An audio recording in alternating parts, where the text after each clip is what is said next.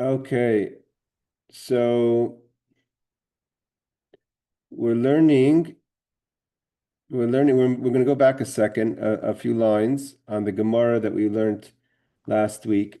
So we're holding the end after the story in the Chumash goes. So after Bilham, the evil who suggested he was trying to curse the Jewish people, who was commissioned by the king of Moab and Midyan, the kings of Moab and Midyan to curse the Jewish people.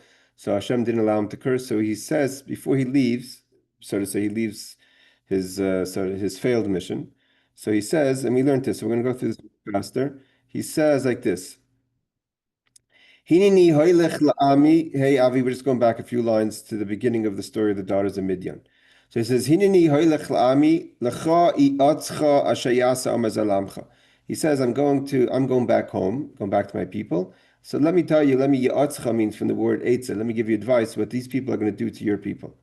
So Amchel Am Hazeh. So but his advice was really what the Jewish people are going to suffer from the hands of the daughters of Midyan. So why does it say what the Jewish people are going to do to your people? It should have said Amcha, your people. What are they going to do? Am Hazeh to the Jewish people. Midbayle should have said. So Rabbi Barkana said. Rabbi Barkana said. It's like a person who curses himself. He's talking in a roundabout way and it really means someone else. So we're not going to do the Rashis. We did the Rashis last week. The Rashi basically says is the idea is that we know again that the advice of the king of Midyan sending his daughters out, the daughters of Midyan, to go and seduce and corrupt the Jewish people that led to a plague that killed 24,000 Jewish people. This is right before the Jewish people entered the land. This advice was given by Bilam. So it's not so. It was something that he advised them to do to the Jewish people, not vice versa.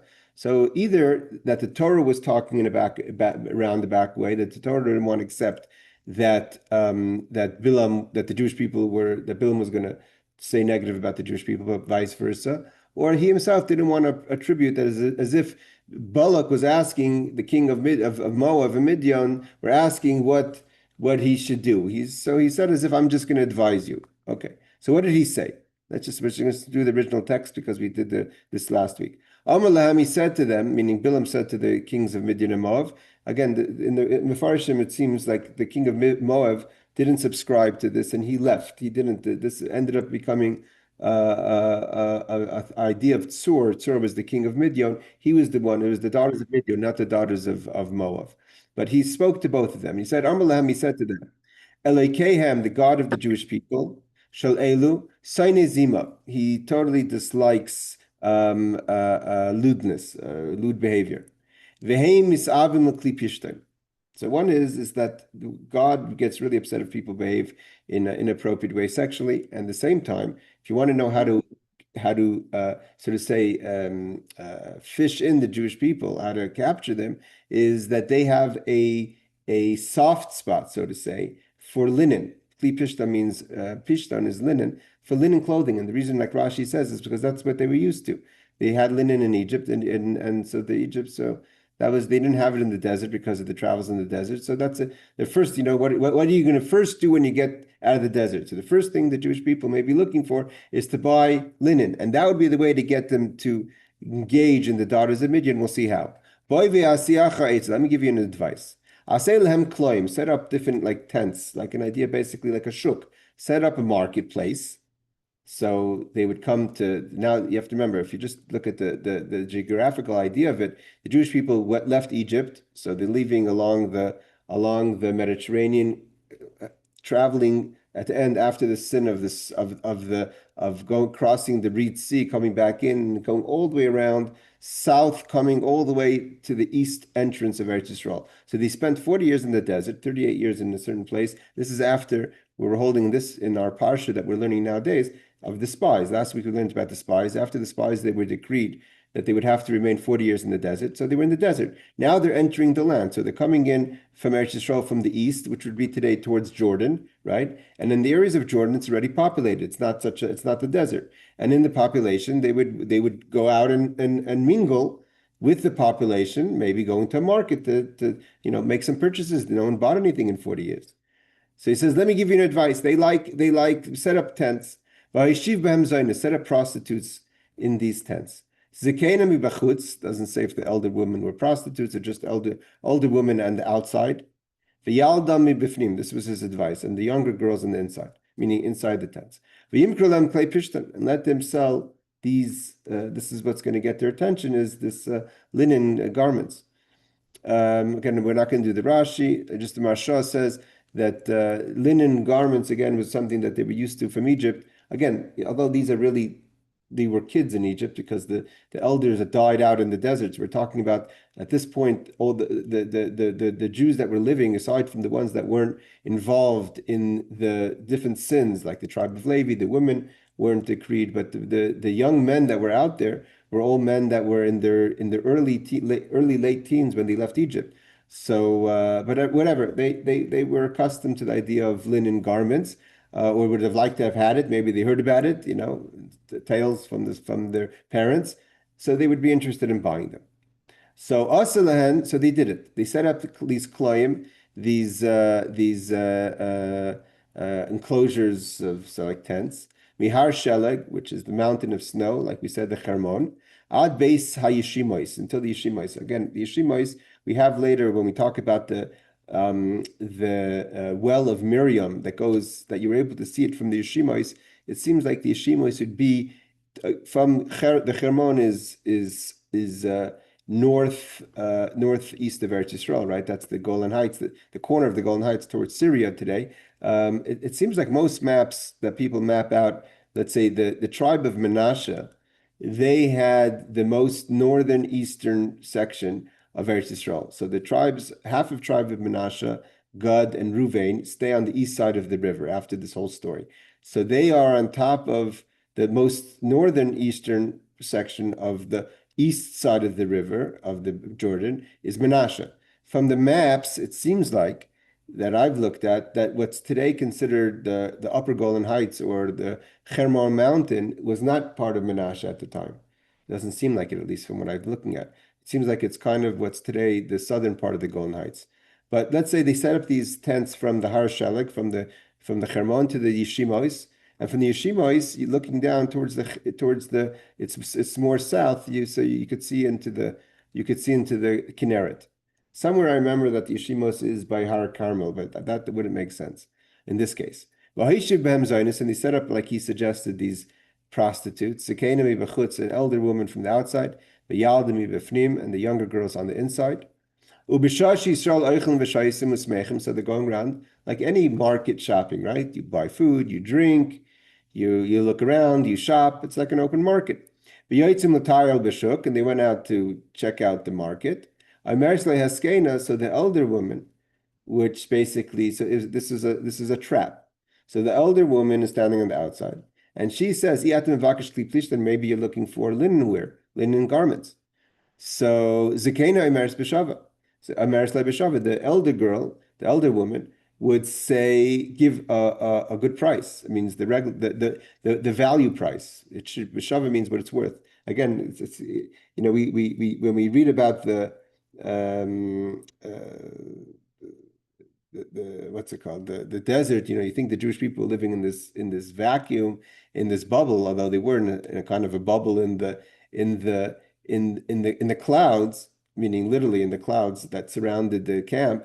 But they knew what the value of things were, and they knew what the value of these clothing were, and they knew if it was shav, if it was worth it, if they were getting a discount or a deal. And the young girl would offer the discount. So what happens is this is how they would trap them. So they would go outside and say, oh, okay, this is whatever, this is value price. And then the girl says, well, inside the tent, there's more privacy, other people not looking, maybe their wives are not around. So here they start showing them the same garments, but for cheaper. And they do this 2-3 times. So they're becoming familiar. They're shopping. They're becoming, what they say, VIP clients. And Rashi says, when the Jewish people would ask, Rashi's like getting into the details, would ask, what's the value of this? So the elder woman would say the value in the proper price. And the young girl would say a cheaper price for the garments.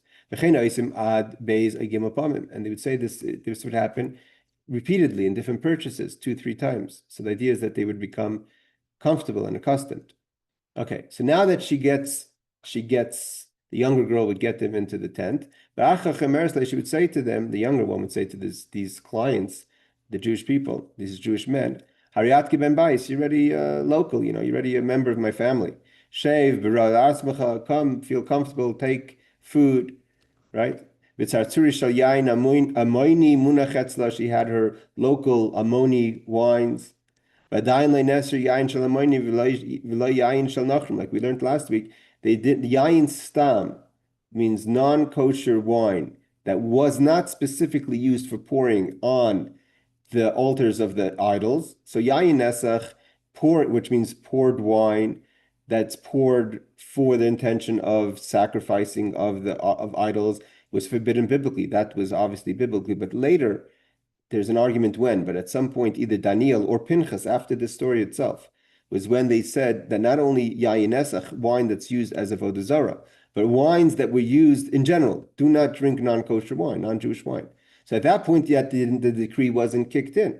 So that answers why they would drink the wine. It means the girls didn't get them to violate the traditions and the Torah just like that. It had to come down to bringing them into a moment of desire. So first, to get them to that moment, they had to get them to drink wine to get loose. The drinking the wine, they wouldn't have drinking non-kosher wine if it was forbidden. But those points, yain stam wasn't forbidden. So Amr Lighter, do you want to drink wine? Given Shashasam, once they drank wine, bar boy, so it burned within them, meaning their desires started to cook up, and that's when the plan kicked in. So like Rashi says, bar kol tachshitin shat. She would also say, choose whatever kind of clothing you like. Tsar tsari noides, there's flasks. Boyer by shayim mishtachir, they would get a little drunk. Boyer by yetzahara, what was burning the yetzahara, the evil inclination. Okay, so it explains, as we learned this last week ago, again goes into the difference between yayin nesach and yayin stam of the pouring wines and the regular non-kosher wine. According to most opinions, according to most opinions, the Pinchas also, after this story, because the wine led the men to sin with the daughters of Midyan, that let them. So what happened actually is because according to most opinions, the question is, what really did Bilam suggest? It says, let me suggest to you. What was the suggestion? So the most Mefarshim say, it's brought down over here, I think in the name of, who's it say it over here? Is the Masha? He says that I think the Masha and then Yaakov, that the Bilam didn't suggest the idol worship. What happened was the Jewish people started to, like we're going to see now, they started to sleep with the daughters of Midyan. And from sleeping daughters of Midyan, the daughters of Midyan got them in the moment of desire to worship their idols. And what really upset Hashem, of course, was in general the whole behavior, but specifically that they went and they dropped everything. They served the idols just to be able to give in to their desires, because they kind of said, you can't sleep with me unless you serve my idol. So but it says that Bilam didn't suggest that. Bilam just suggested, like he said, God doesn't like lewd behavior. He just figured that in a lewd behavior, that itself would weaken the Jewish people. The daughters of Midyan doubled down on that. They added to that also the idol worship. So that's why that's why they were punished. And that's why when Moshe Rabbeinu sent after, what happened was, after, we don't learn this in this story, but what happened was afterwards, 24,000 Jews died from this plague. And Moshe sent out Pinchas, the son of Elazar, the grandson of Aaron, who in this moment of lewdness, the head of the tribe of Shimon, like we learned, I think a few months ago, the head of the tribe of Shimon, he was himself got involved in the daughters of Midyan. It became the daughter of Tsur, the princess herself was sleeping with the prince of the Jewish people. It got into a really difficult situation. And Moshe, it was the regular crowd was losing it. Like, what's going on? Moshe's here. The prince of Shimon is sleeping with the daughters of Midyan. It was just really getting out of control. And that's what we learned. I think it was a few months ago when Pinchas, the grandson of Aaron, the son of Elazar, comes in and he kills the head of this is the Chumash tells us this, but the details we learned in the Gemara. Pinchas kills the head of the tribe of Shimon, and they stop the plague. They stop with the daughters of Midyan. Eventually, 24,000 people died in this plague. God, as a revenge what the daughters of Midyan did and the people of Midyan did to send their daughters out. This was a plan. It didn't happen by chance. So there was the battle of Midyan. And Pinchas went out with 12,000 men to fight the battle of Midyan. In there, they don't kill, the Moshe Rabbeinu was upset that they didn't kill the women because the women, Heim Heina, they were the ones who decided to take it even further than what Bilam said, was but not only to sleep with the men, but to also suggest that they worship the Baal Pa'or, the idols. Hold on, so he says over here. Yeah, so that's what the Torah Chaim writes, that the proof is that the fact that Moshe Rabbeinu scolds the Jewish people at the time of Pinchas for not killing the women is because they were the ones themselves. They were the ones who brought on the idea of the worshiping of the idols. So that's where we're holding. So this is where we got to last week. Okay, so now we go further. Amrullah. So now in this moment of passion, she's with him privately in the tent, and she gives him wine. So she says, Hashmili. Hashmili in Rashi says, sleep with me. Then before anything got into action, she would say, Haitzia Yirasa, she took out her idol, Mitai Cheka, from under her clothing, she had hidden a little idol. Amr Laish, then she says to him, Avoid Lizeh, worship this idol before you have relations with me. Amr Allah, so he would say, the Jewish boy would say, Hala Yehudi ani. I'm a Yehudi, I'm a Jew. A Jew doesn't do that.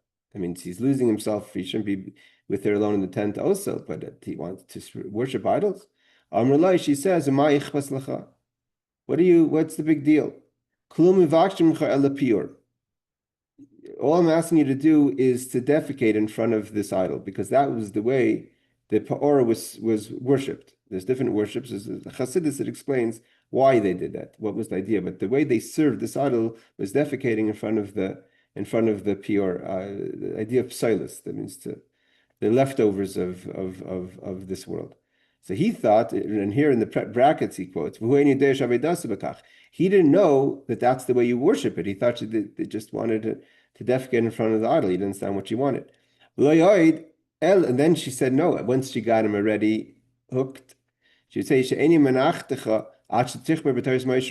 she says, another condition. You have to actually be a heretic. So you have to leave and deny the Torah of Moshe.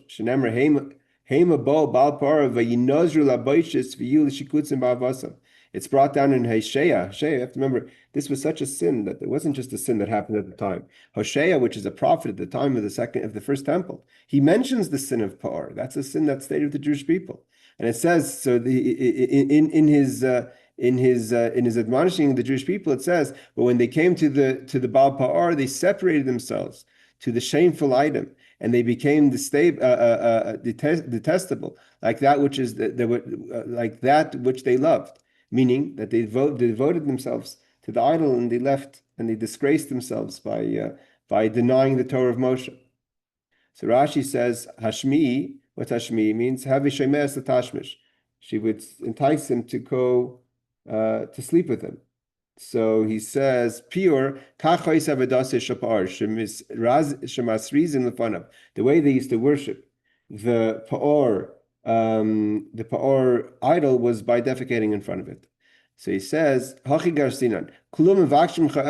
she said, in the beginning, she started off saying, all I'm asking you to do is to release yourself in front of this idol. And once he did it, she would say to him, Kafir b'Torah Moshe. As Rashi explains, how did she lead him on? First, she said, just defecate in front of the idol. Okay, he did it. Now what? He said, no, it's not enough. You have to deny the Torah of Moshe. You wouldn't have to shameful behavior. It says, here it says, bi'ahavam or ki'ahavam, because they had this desire, this nice to have relations. They became disgraceful. It means they were so burning with desire for these women that they were ready to do everything. It means they started off trying to hold back and saying we don't serve idols, but they lost all deterrence, and they just gave in to that. So that and the story is that from there died 24,000 people. It's one of the sad stories of the Chumash at the end of the Chumash before the Jewish people came in. So now the Gemara continues to analyze this story. The Gemara quotes the pasuk. It says before they went to these markets and met these women, it says Vayeshev Yisrael Bashitim. Shittim was the place where they met these women. So it says the Jewish people Vayeshev, they settled or dwelt in Shittim. Rabbi Elazar says Shittim Shema, that's the actual name of the place. It was called Shittim. However, Rabbi Yeshua says no. It was called Shittim Shinis Asku B'divrei Shtus. The word Shittim is alluding to the concept of shtus, foolishness. The reason the place was called Shittim was because they acted foolish by giving in to their desires. Again, in Chassidus, it explains the idea of the shtus of the daughters of Pa'or or the daughters of Midyan is called a shtus, foolishness beneath your brain, meaning to say you should. It was beneath them to behave this way, but although their logic said, "I'm a Jew, I shouldn't behave themselves this way." But they acted foolish because they couldn't control themselves. There's an idea of shtus de kedusha, which is foolish to be foolish for God, which is l'mayla min haseichel. It means even when sometimes your mind says, I shouldn't be so crazy for God. So that's the atzei shittim. Those were the cedar woods that built the Mishkan. Okay, that's based on the mimer of the Rebbe that he said in 1951 on his accepting leadership was the idea of the difference between shtus of Midyan and the shtus, the foolishness to be a fool positively for God. And the idea is to switch that around, to turn to be a fool beneath your logic to a fool above your logic. Okay, let's continue with the Gemara. It says, then what happened afterwards? And they start to serve the idols. So this spiraled out of control. It didn't just happen like a quick act. It's turned into the plague, and it turned into Zimri, the head of the tribe of Shimon, facing Moshe and saying, what's so wrong with the daughters of Midyan? The whole story turned out of control. Rabbi Elazar Aimer, Arumas Paguben. What does it mean that they serve the idols? So Rashi explains, Arumas Paguben. The girls literally came naked to the men. That's the way they enticed them. Rabbi Shua Aimer Shnasu Kulam Bali Kroin. Similar idea that they all experienced seminal emission because of, again, being enticed by the daughters of Midyan. Rashi says, "Vatikra begufan v'tikren mashman lashon mikra." It says that he approached with nakedness. Okay, meaning to say not with clothing, but with nakedness. Once we're analyzing names of places like Shittim, why was it called Shittim? Because either the name or because the shtus, the acted foolishness. So now we're going to also analyze 40 years previously, when the Jewish people were attacked by Amalek. It says that he left the place of Refidim. So what's Refidim? So the Gemara, again, this has nothing to do with the story we just learned, but the idea of analyzing names of places. My Lashon Refidim, what does it mean Refidim? Which that was the place. Again, the Jewish people crossed the Red Sea, and on their way to Har Sinai, they encounter the tribe of Amalek, or the nation of Amalek, and they have the battle. That's when Joshua goes and battles against Amalek. So they're leaving Refidim. So again, the name Refidim tells us what was going on. Why were they vulnerable to Amalek at that time? So Rabbi Elazar says that Refidim Shema. That's again, Rabbi Elazar says that's its name. So he holds the same opinion as he said before. That's the names of the Torah are the names of the places. Rabbi Shua says no. It's in the name we could learn something. Sherifu atzma midivrei Torah. The name Refidim means that they loosened themselves from the words of Torah. They left the words of Torah and they became vulnerable to Amalek. That they didn't, the fathers did not look back at to their children because they were rifyayin, they were loose with their hands, they didn't educate properly. So Rashi tells us, my Refidim. So Rashi is basically going to address the question, why are we talking about this now? So the Rashi answers, just like before, Rabbi Elazar and Rabbi Shua had a disagreement on what is the meaning of the name Shittim, where the Jewish people were. Nakitnami Refidim also, we analyze the name Refidim, the Palig Bey, Bechihai Gavna. They also argue over here if the name Refidim means something. Okay. So, the fathers and the children, the parents didn't educate the children. So that's a lashon of rifayon, of loose-handedness. Mipnei rifyun yadayim shel Torah mitzvahs, because they had a loose hand of Torah mitzvahs, they didn't educate their children properly. Hachinami, so too, refidim rifayon yadayim klaim mipnei shiraf yadayim min Torah. They loosened their hands from Torah. So therefore, Rashi says that's why Ba'aleim Amalek came.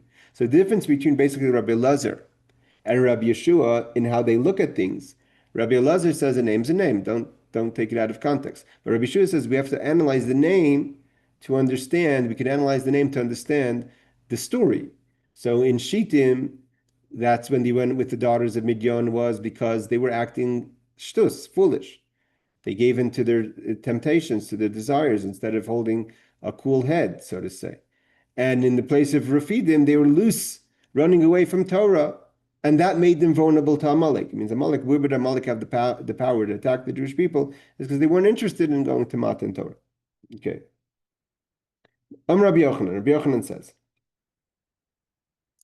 Kol makom shenemar v'yeshev, anytime you look in the Torah, and he says that the Jewish or so-and-so settled, Eini Lashon Sar, it's coming to tell us a bad story.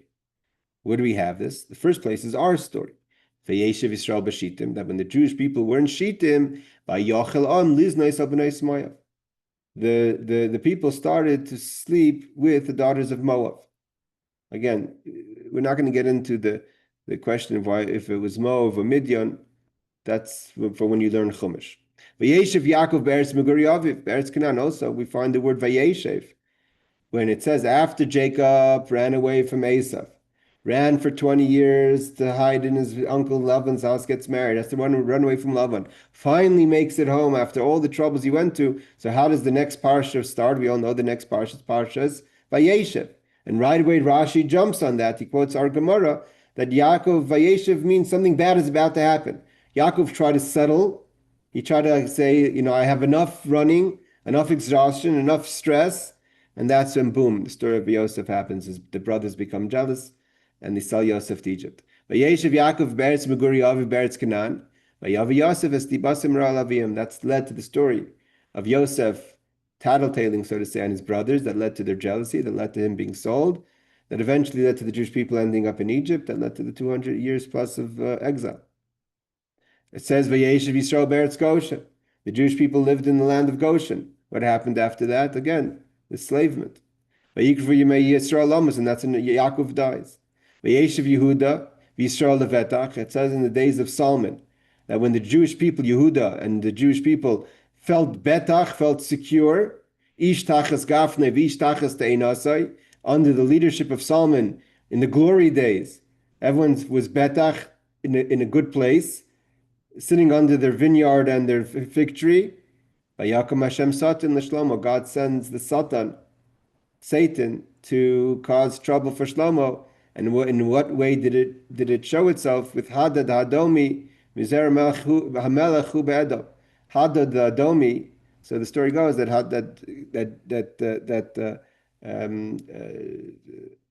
David, his father, with Yoav, right, Ben Sruya, the general, Job, they subdued Edom. Edom was kingless under David. They didn't really set up king until Yehoshaphat, but he started to have trouble. Hadad ran away from David's people and made his way to Egypt, and then he married the Pharaoh's daughter or sister, but from this led that up until a certain point Shlomo lived in peace. But he started to have troubles. When did he have troubles? When the Jewish people felt secure. So from here, from all these cases, we're seeing something, that there's a certain level of passive security that makes you vulnerable. Yaakov tried to be secure. He sits in, what does he want to do already? Like Rashi quotes, that we're going to learn that a person should never be too relaxed. You always have to have a certain tension for Torah mitzvahs. When you're too relaxed and you let down your guard is when bad things happen. He says, this teaches, he quotes that the Jewish people are not meant to live a life of relaxation and tranquility. Because Vayeshev means tranquility, where each individual is concerned with his own affairs and wrongly assumes that there's nothing left to repair in the world. That's not how a Jew views the world. A Jew always has to look, what can I be misakin? What can I fix? Dwelling, which implies a state of stagnation of that sort, is a formula for calamity. And that's what all the Mefarshim say.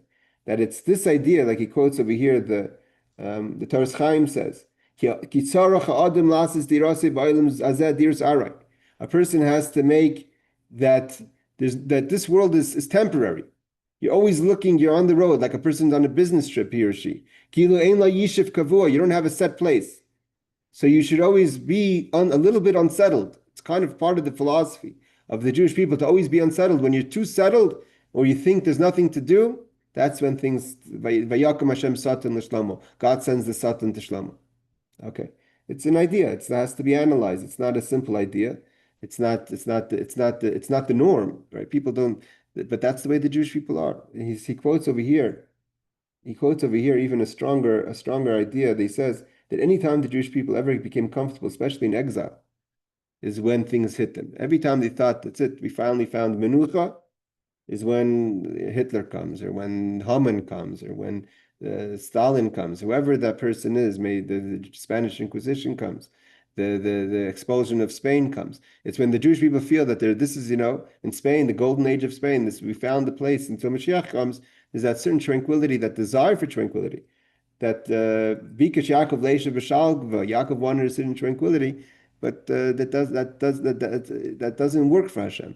The Rebbe has many talks about this, about the idea of bikesh. It's not wrong to want tranquility, but the idea is to live it. You have to have a certain level of purpose in your life constantly, not to think that everything's just good and dandy. Okay, because when you have purpose and you have that urgency, you're always looking to do something, to accomplish something.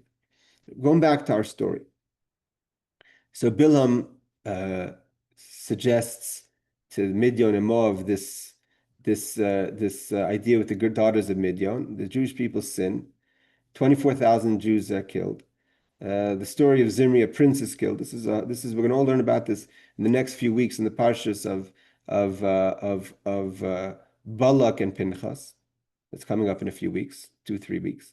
But then God sends out Pinchas, Moshe, and God sends out Pinchas with the army to destroy the people of Midyan. So it says, "V'smalche Midyan hargu al chaleihem." They slew the kings of Midyan, and Bilam ben Bahar hargu b'charv, and they kill Bilam ben Bahar with the sword.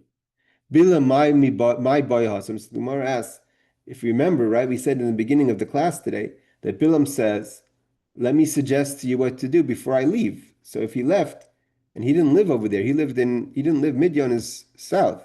He lived, if you remember the maps we brought up last time, in Naharayim. He lived in northeast of Eretz Yisrael. So what was he doing there in the time of the battle? So Rabbi Yochanan says,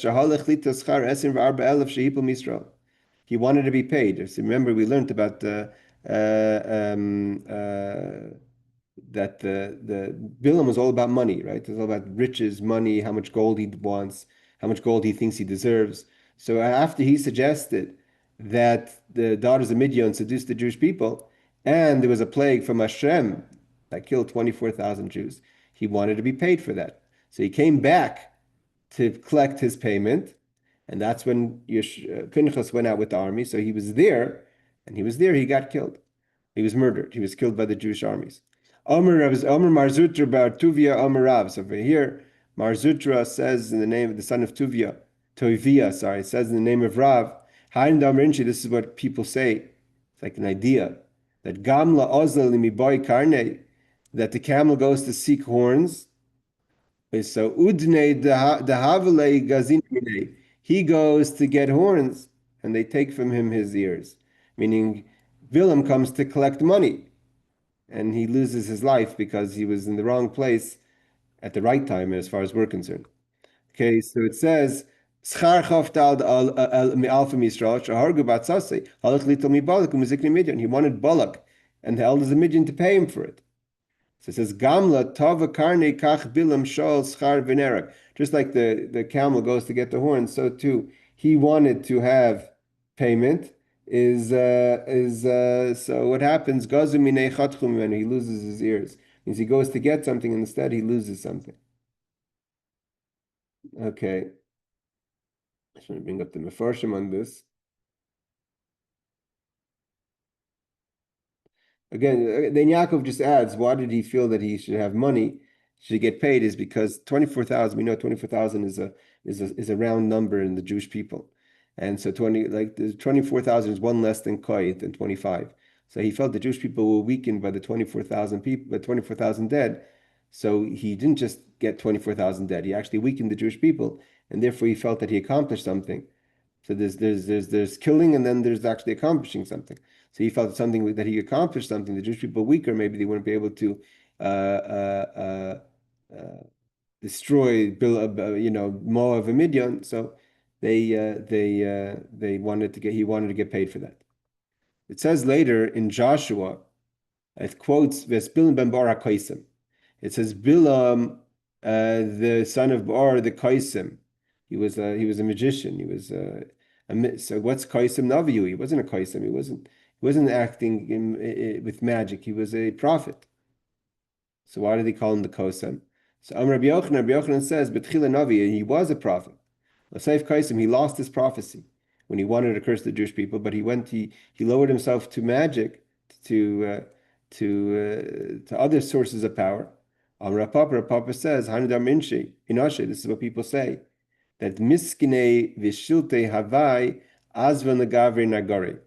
He says, Rapapa says that people say that a woman was destined was a descendant from the princes and rulers, and she populated herself with the carpenters. Meaning, we'll see there's different explanations about this, but basically the idea is that he had a certain style of doing things. So if he didn't have his prophecy, he didn't just give up.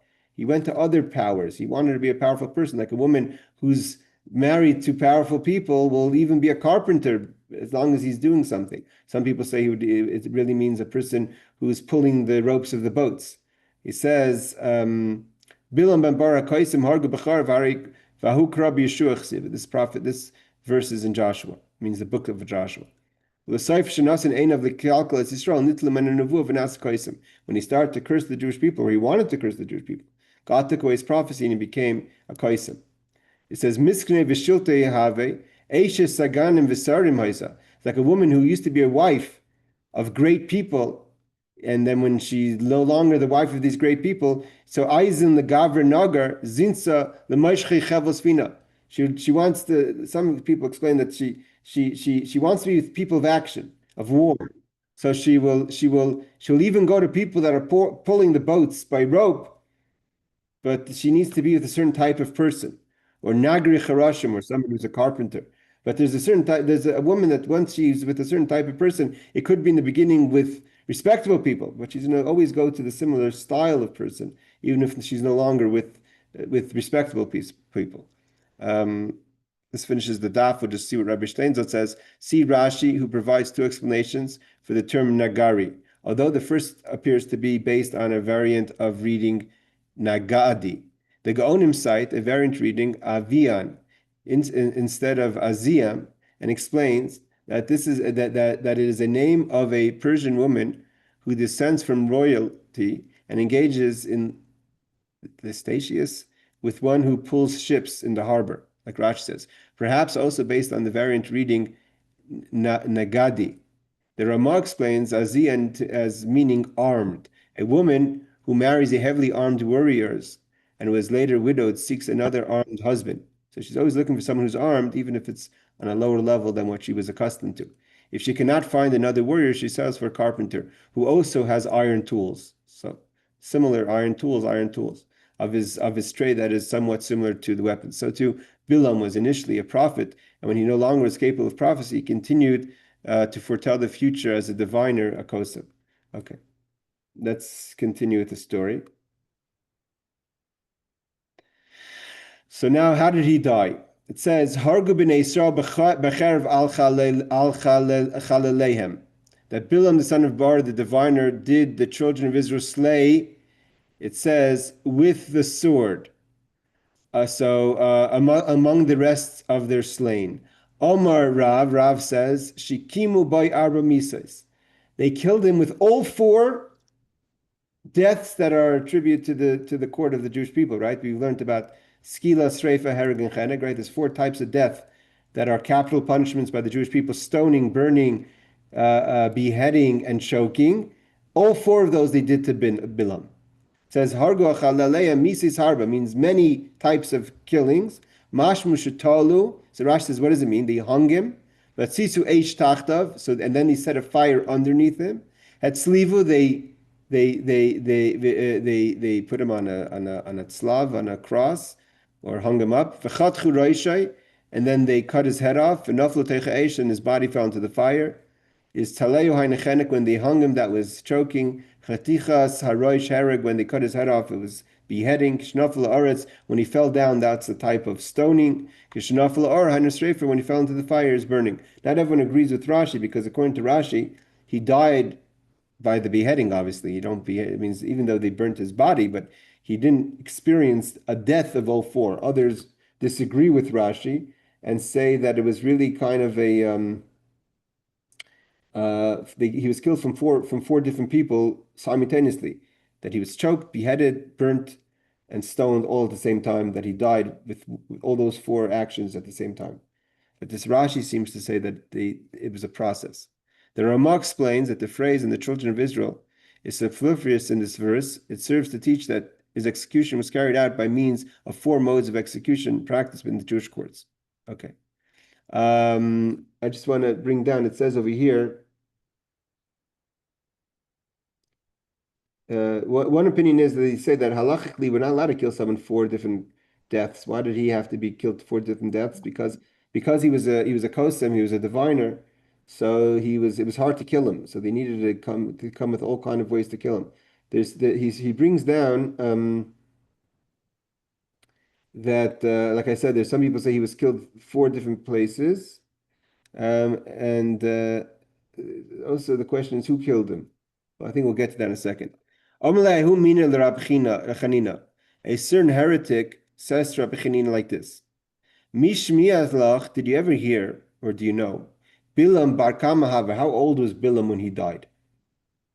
I don't know, doesn't say. But based on what it says in Tehillim chapter 50, that David says about people that are anshe damim umirma, people of blood and distasteful, is lo yemem, they don't live out half their life, and the normal life is 70 years. So I would assume bar tlasin utlas shnin or bar tlasin v'arba, that he was 33 or 34. So if he doesn't even live out half his life, and you're going to consider 70 years, so he doesn't live 75 years, so it's either he died at 74 or 73. So he said, Shapra Kamarti, you said right. The Didi Chazili Pinkasei de Bilam. He found, so to say, the diaries or the writings of Bilam. In those books it said, Bartlasin Utlashin, Bilam Chagira, Chat Katel Yasi Pinchas Lasitra.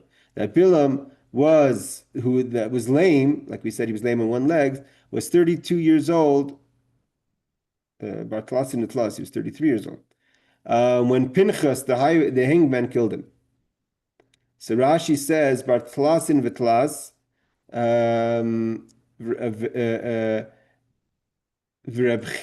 who's this?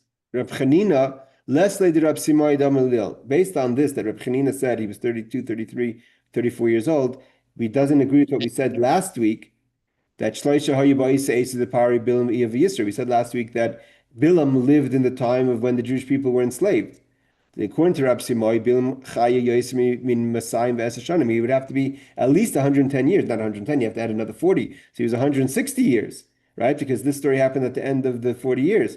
So, and if the Jewish people were 100, 210 years in exile, and he was part of, and again, he wasn't born then, so he was at least 260, 210 years old. He was there when Pari decided to throw the Jewish people into the Nile. The Rab Simai you have to say, according to Rab Simai, that Bilam was quite old by the time he was killed. So Rab Chanina, who says that he was 33, 34 years old, obviously disagrees with that idea. Chagira Tirgam Shapisach, he was limping. Kat Katel Yasef Pinchas Lasitra, Sar Tzeva, Afilu Katlik Echad Min Acher, Kol Mecham Nikol Lishma. Even if Pinchas himself didn't kill him, But the war was the war of Pinchas. Therefore, it was written in the diaries or in the books and the stories of Bilam that he was killed by Pinchas. According to those who quote that the reason why Rashi doesn't say Pinchas killed him is because we have also that that it's the Zohar that says there was a person called Tzelach that flew up and killed, used the name of God and killed. It's brought down also other places that they had a fly. He used the name of God. They had to kill him in a miraculous way. Just we said before that what is this idea that wicked people, don't live out half the years? What's the idea of half the years that we say in chapter Lo Yachzu Yamehem? Is that once a person lives out half their life and they're wicked, they're not going to return to good behavior. And he quotes also vice versa. Once a person lives out half their life and they're righteous, pretty much you could assume they would remain righteous. It's not a guarantee, but it's likely. Okay, Omrle Mar Berei de Ravina Livrei. So Ravina, Mar, the son of Ravina, said to his son, Bekululai Tafish Lemidrash Levarim Bilam HaRasha. All the other people we spoke about in the past few months, in a Chelek of the people don't have a portion of the world to come, the kings and the other peoples. So all of them you could do. You shouldn't do too much medrash, too much analyzation about them. Besides Bilam the wicked, the common the mishkachas bei dreishbei. As much as you can, find different things about him negative. Rashi says, "Bekulam malachim v'dyotis." The other people that are on the list, the people that don't have a share in the world to come. Loi tafish v'tidrish l'gnai. Don't try to bring out too much negativity about them. Levarmi Bilam, but Bilam, the kol mad mishkachas l'gnai t'droish. Whatever you could find negative about Bilam, talk about it. So he says, why? So other people say the reason is because according to some opinions, they did tshuva, and they do have a portion in the world to come. The Yad Ramah says that.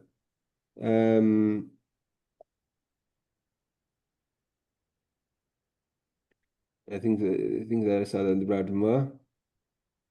Either way, let's see what Reb Steinzer says. Since those who interpret the Torah metaphorically, like it says in 104, taught that all of them, other than Bilam, have a share in the world to come, it is only with regard to Bilam that is permitted to elaborate in condemning him. So the idea is that who do we try to condemn is according to some people that they darshan the medrash, and at the end they have a portion of the world to come, so don't talk too bad about them. But Bilam, we should talk as bad as we can because he's a horrible person and there's nothing good about him. Let's go a little bit into the next personality. So we finished Bilam. We have left Doeg and Achazi and Gehazi. Okay, so Doeg, who's Doeg? Doeg is the advisor. His name is Doeg HaEdomi. Why is he called the HaEdomi? Either because he behaved like Esav by killing the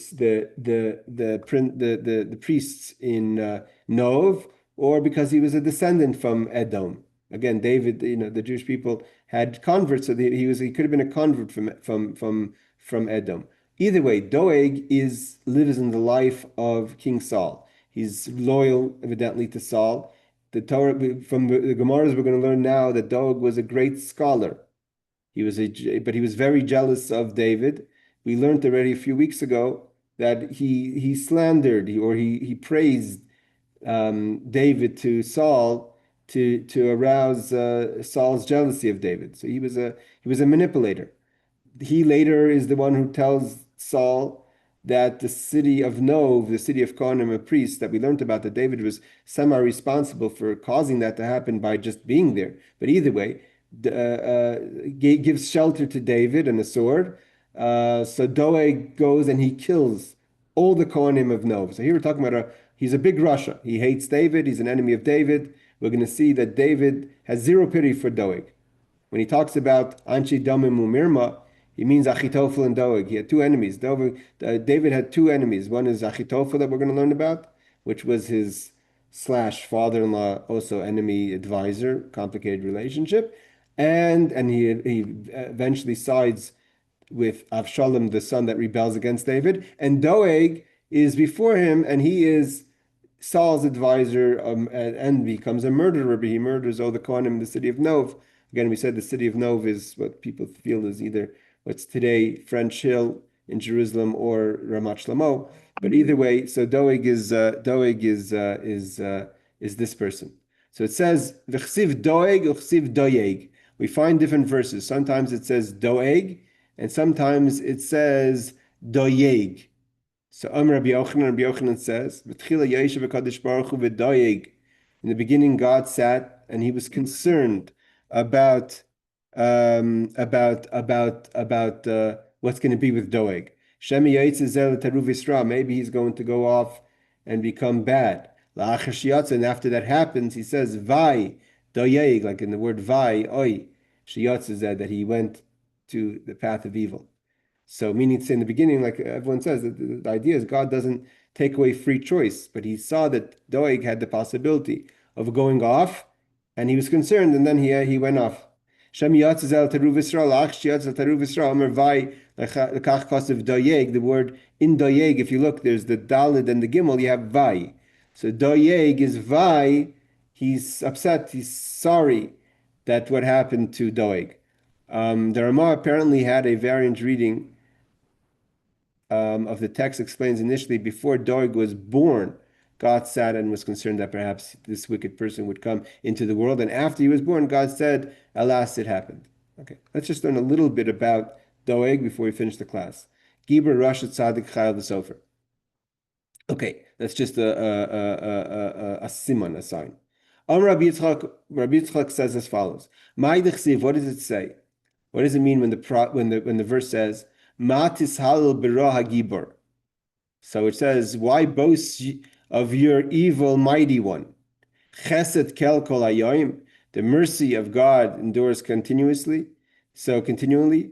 Amalei kadosh baruch hu Doeg. What does this mean? God said to Doeg, Lo gibor b'torah. Are you not a giant? A gibor, a powerful person in Torah. Ma tishal b'ra. Why are you looking to the path of negativity, of bad, of evil? Lo chesed kel notu alecha kol hayoim. Do you not have the mercy that you threw your studying of Torah on you? Why are you going to the path of bad? Okay. This idea that God's speaking to Doeg doesn't mean necessarily it was a conversation that Doeg had with God as a prophecy, but so to say God talking about Doeg. You're a giant in Torah. Why are you looking to talk evil about David? He didn't stop talking evil about David to Saul. That is the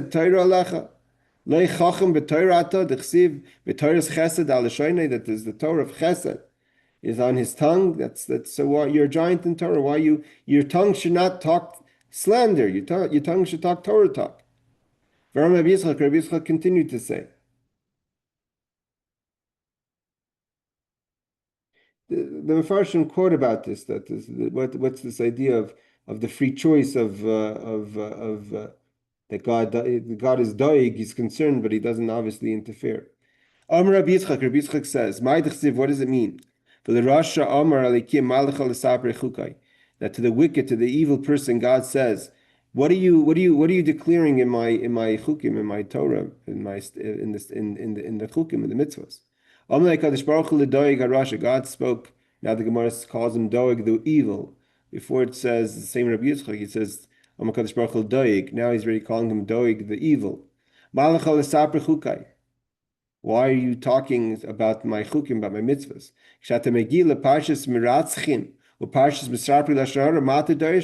You sit there giving a shiur in Torah. Yeah, what about murder? Did you study about murder? You murdered all the kohanim and Nov. When you give a shiur about lashon hara, about slander, what are you going to say? You slandered David. Batisa brisi alepicha. What does that mean? Omer Abami ain't rasa shodaig ela misafu lachutz. Batisa brisi alepicha. The covenant of God was only on his mouth, but he didn't take it inwards. It didn't mean anything to him. He could give a drasha about something that had nothing to do with his own behavior. It says miratzchim shahar gnoiv. Why does God mention murder? Because he killed all the priests of the city of Nov. Al picha, the Torah is on his mouth. V'loy belev, it's not in his heart. Rabbi Yitzchak says, what does it say? V'yiru tzadikim v'yiro v'olav yischaku. That says, and the righteous shall see and fear, and shall I laugh at him? So betchila yiru v'soif yischaku.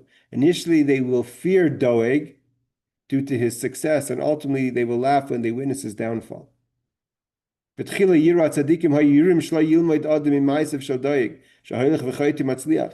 God was concerned Rashi learned it differently, that God was concerned that people would look at Doeg and say, look at him, he's a horrible person, but he's successful. He's like, he's an important person by Saul. And after he fell from grace, and his end, which was we're going to see, it wasn't just an end. Even in death, he was punished. So then they'll be laughing.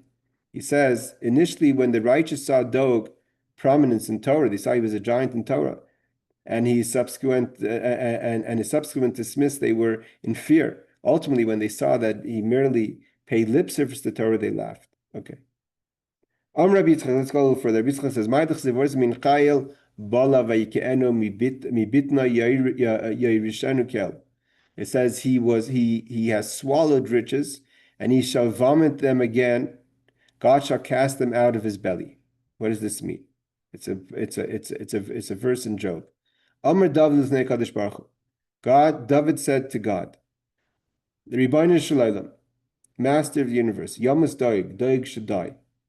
Amar lo chayil bala v'yakenu. God said to him, he swallowed riches, and he shall vomit them again, meaning he's filled with Torah and wisdom. Wait until he forgets what he learned. It means David wanted him to die now. So God said to him, wait, he has a lot of Torah in him. Let him first forget that. God shall cast them out of his belly. It means God can remove the Torah knowledge from him before he will forget it on his own. We see clearly, we're going to see from here, David did not forgive Doeg. King David wanted Doeg to be punished. And even when God tried to argue, give him time, David said no. He says, God said, wait till he forgets his Torah. David said to God,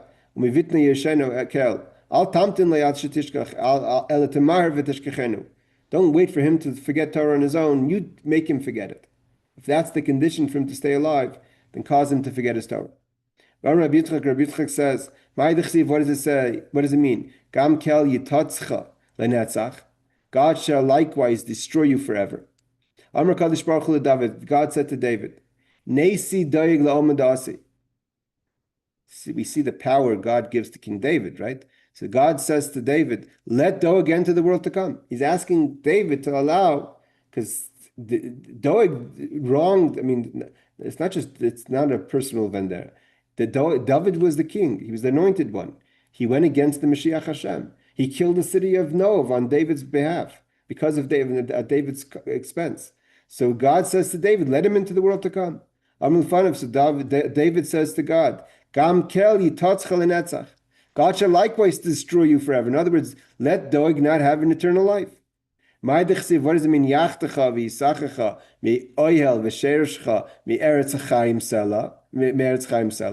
What does this mean that he says, he shall pluck you away and pluck you from your tent and root you out from the land of the living, Selah, forever. Amar Kadosh Baruch Hu, God said, Limru shmaitze be midrash mishmei. Let at least the yeshiva, Beis Medrash, give a Torah talk in the name of Doeg. He was a great Torah scholar. Amar lefanav, so David says to God, Yachtecha v'yisachecha mi'el. He shall pluck you away and pluck you from the tent. In other words, let him completely be removed from the tent of Torah. I don't want him mentioned in the Beis Medrash. So God said, Levelei binyan rabbanan. Let his sons be sages. David said, no. And you root you out from the land of living. In other words, let Doeg be internally uprooted. Not his children should even have any success in Torah. Bei Midrash, what does it mean by Midrash? The oil of that's referring to the tent of the Beis Medrash. V'sharshchem eretz chaim sela, shayr shaloi techasech mi eretz chaim delay lahavelei banach rabbanon. David said his children should not be rabbis.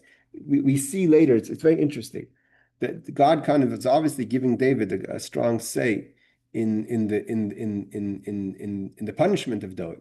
But when we learned, if you remember a few months ago, that David himself was punished, right? The story of Yishbi Benov, that David was pursued by Goliath by Goliath, the giant who he killed, right? He killed in the story that in the beginning of his coming to prime, David is the young shepherd who kills Goliath, the giant, right? In the war of the Philistines with Saul.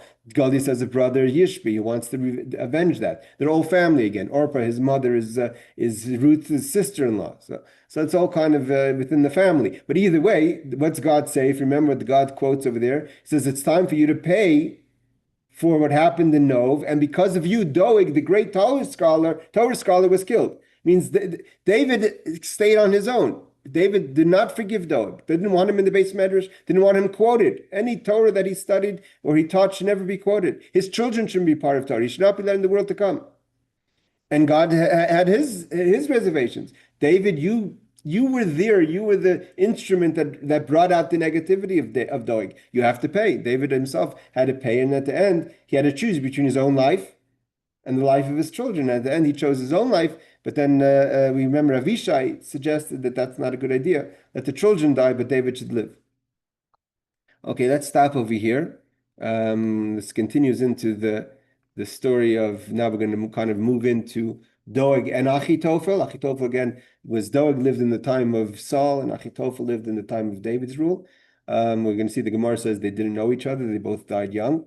It's very interesting because, again, Doeg dies young. When David says, chapter 50, La yechzu yameim, they shouldn't live half their life, it's referring to Doeg and Achitophel, not so much Bilam, like we said.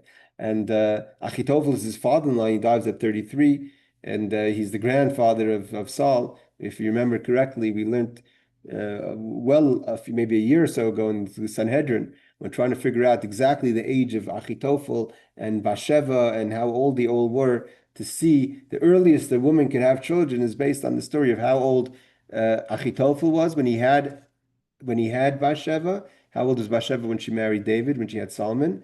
And because Achitophel dies at 35. All right, everyone. We'll continue this as Hashem next week. Thank you for joining. And Laila Tov and Shavua Tov. Take care. Thank you, Rabbi.